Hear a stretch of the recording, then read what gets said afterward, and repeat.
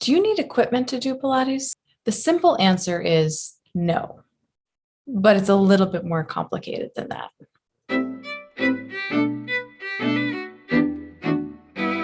So Joseph Pilates used equipment. He created equipment, but he also taught mat classes. Now, those mat classes were given to professional dancers at Jacob's Pillow Dance Festival, where he didn't have access to his equipment. He also taught those dancers at his studio in New York using equipment. So those dancers knew what the equipment was like, what it did, what it felt like. So mat classes were originally the toughest form of Pilates. They were meant for advanced students. So they knew how it felt to use equipment. They knew what that resistance felt like. They knew what that support felt like and could recreate it in their minds, even without equipment. So mat classes were meant to be the pinnacle of Pilates. They were meant to be the Olympics, the super advanced form of it. Now, mat classes are still used in that way, but they are also used in other ways.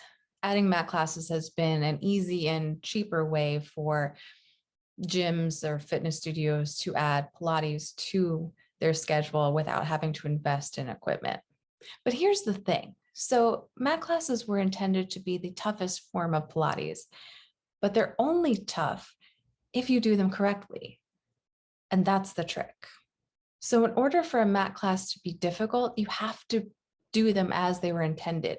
You have to create that resistance in your mind, the resistance of the equipment, the resistance of the springs.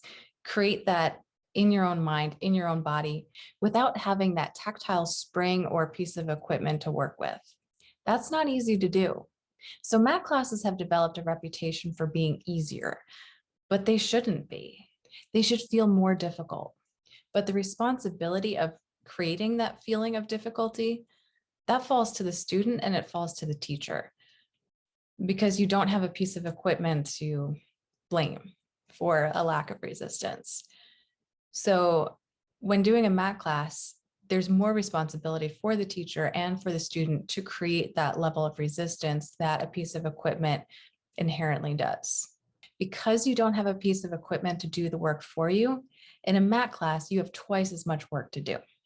Joseph Pilates used to use his own body weight or hands or legs to create that resistance for his students. He actually created the equipment so that he didn't have to do as much work. In a mat class, you're on your own.